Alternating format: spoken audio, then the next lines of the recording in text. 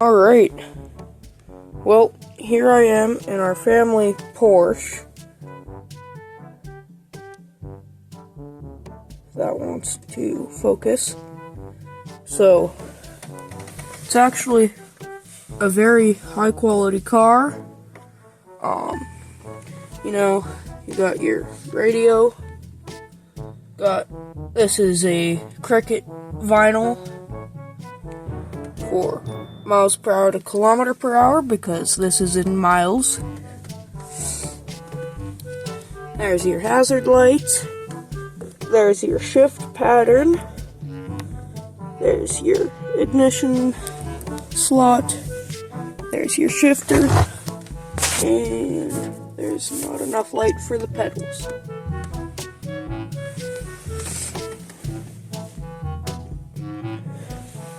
Now, it has crank windows, and this nice little door handle here, it actually looks quite nice. And you might be wondering why a lot of these things look like they're old, budget, whatever you want to call it. And that's because this is not, in fact, a Porsche. Now, the Volkswagen Beetle did happen to be designed by Ferdinand Porsche, but that does not make it a Porsche.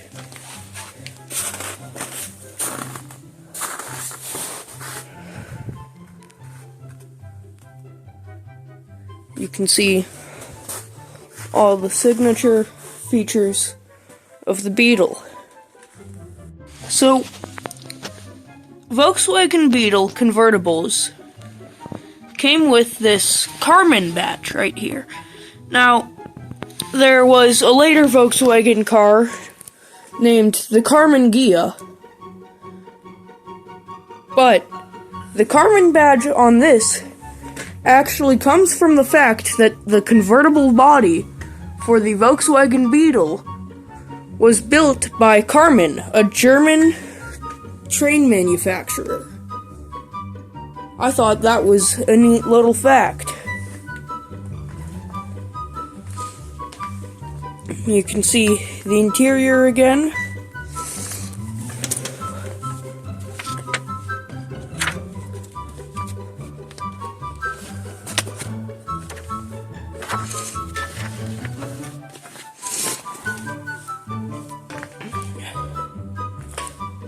We've got a nice little picnic basket.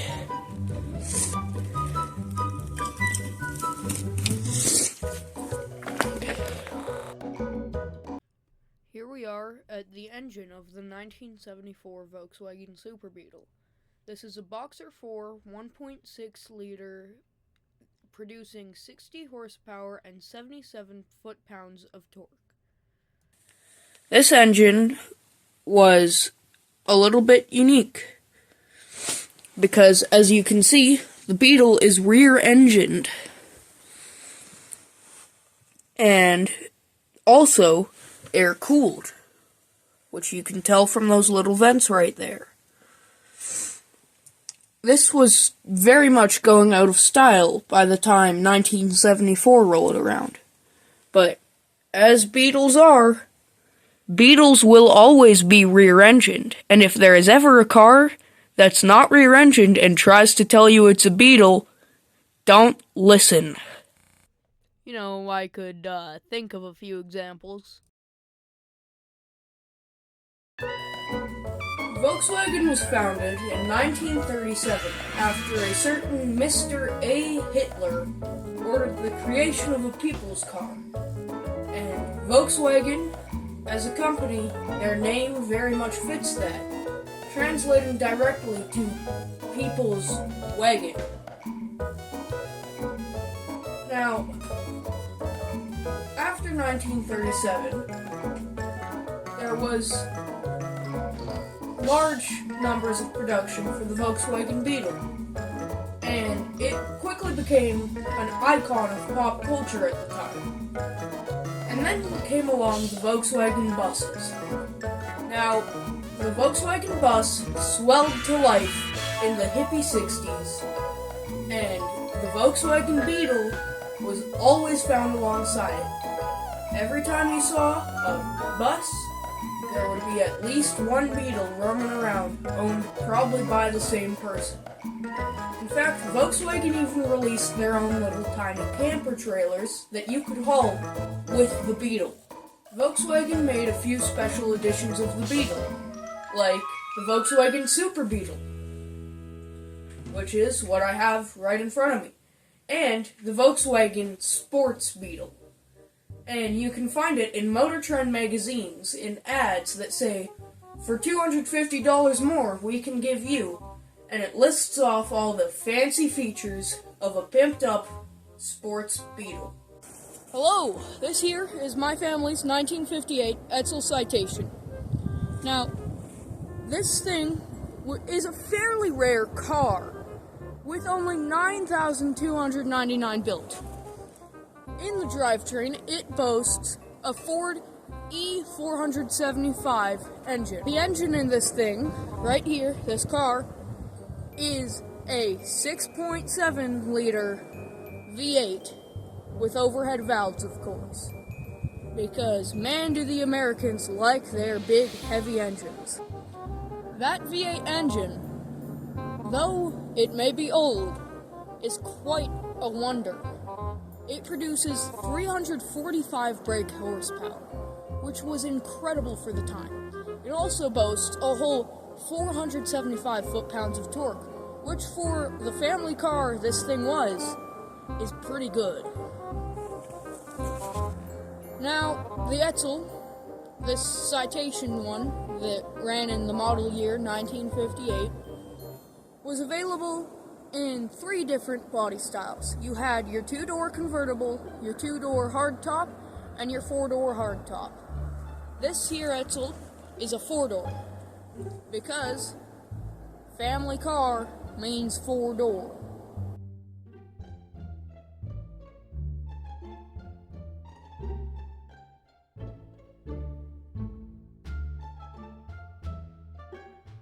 This is a side view of the Edsel. I think that this thing's got a rather unique design, and I think it's a beautiful design in that. Now, if you take a look at right up here, you got, of course, Edsel logo, big block Edsel lettering, like many car manufacturers like to do at the time. Then you've got this chrome that kind of surrounds this little white accent here.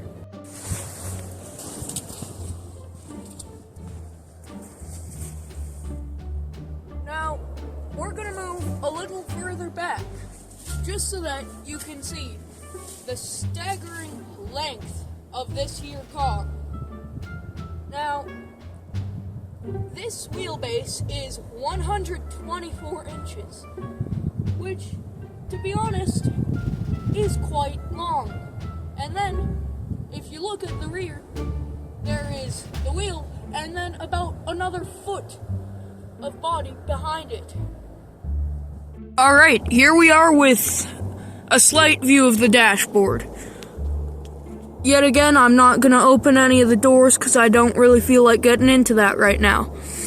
So, you can see big steering wheel with their logo. Now, real bummer, you can't really see the speedometer this thing features.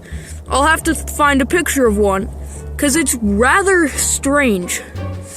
But you can see you've got all your standard gauges and your radio. The wind would not shut up, so this is being done in voiceover. This here vehicle is a 1928 Pontiac that's been converted into a tractor using what is likely one of the Helping Henry kits that were sold to convert your Model A into a tractor, to turn the car you had into the tractor you didn't for all your farming needs and purposes. This vehicle is one of a kind guaranteed, because not only is it a 1928 Pontiac converted into a tractor, It also has a 50s GM straight 6. And even without that GM straight 6, these tractors are all different because they were pretty much made from a kit and whatever materials you had lying around. Alright, here we are next to the 50s GM straight 6. You can tell it's a straight 6 because you can count the headers. 1, 2, 3, 4, 5, 6. Now, this would have been especially rare because, as you can imagine, most 1928 Pontiacs would not come equipped with a 50s GM straight 6.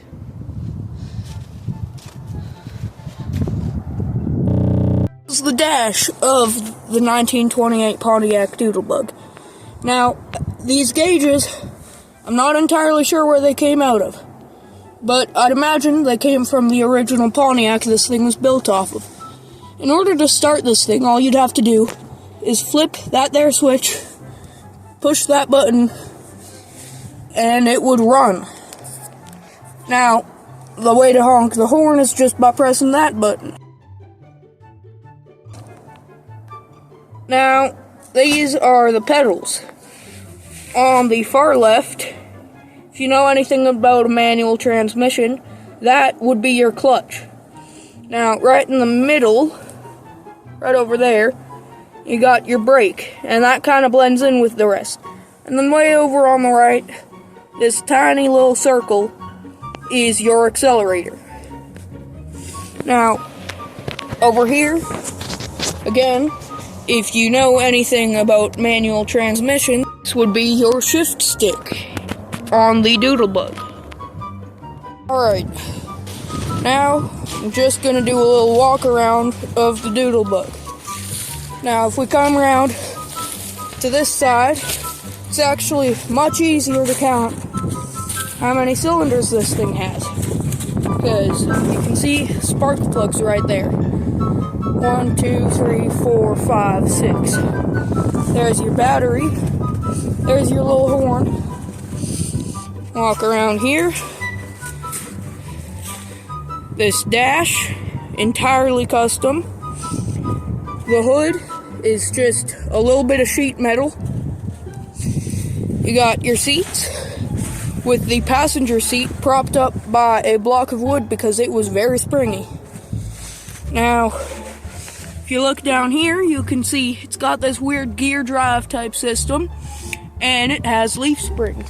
Also, on the front, you can see it has leaf springs. Now, as we come around back, you can see tow bar is that one right there. There's your differentials somewhere in there. Then you've got all the pedals and dash. You got your spiky steel wheels. Now, in the time this thing would have been made and converted, rubber wheels would have been invented. But the thing is, during wartime, a lot of the rubber was sent off for the army to use. And that's why in the 40s you see a resurrection of the steel wheel. Now, this thing does have rubber tires, as you can see on this front driver's side tire. Now, the duct tape there is a little bit of a redneck repair, as they call it, as we took this out to the Manitoba Threshermen's Reunion and Stampede at the Manitoba Agricultural Museum, and we had it running for every day of the parade, and the wheels just started falling apart, treads coming off. Anyways, that'll be about it. On that terrible disappointment, we come to an end for tonight's episode.